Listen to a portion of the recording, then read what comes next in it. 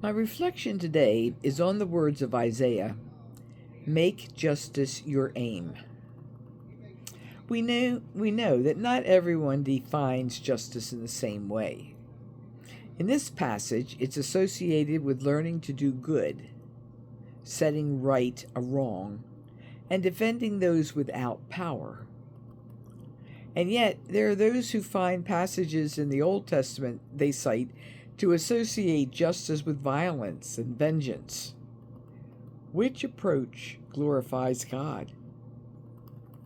It seems to me that both passages in Isaiah 1 and Psalm 50 have to do with priorities in what pleases the Lord. How do we stay focused in pleasing God in our aim for justice? As we read on, we wonder, what do the readings in Matthew today have to do with the God of the Old Testament call to make justice your aim? And what do they have to do with the saving power of God? These readings seem to be about two different topics entirely. But a deeper reflection reveals to me a strong connection between "to the upright I will show the saving power of God" and "blessed are those who are persecuted for the sake of righteousness."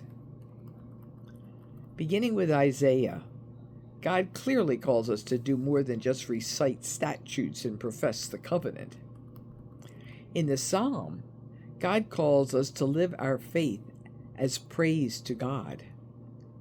And living a life in the way of the Lord means living a life of receiving increasingly clear insights. It can also often mean living a life of persecution and conflict. But Jesus tells us that sacrificing our life for His sake will enable us to find it. To me, this means that following Jesus is the way to live a life in which justice is not only our aim, but also our form of praise that glorifies God. Jesus shows us how to love each other, to defend the powerless, and to right wrongs without violence or revenge.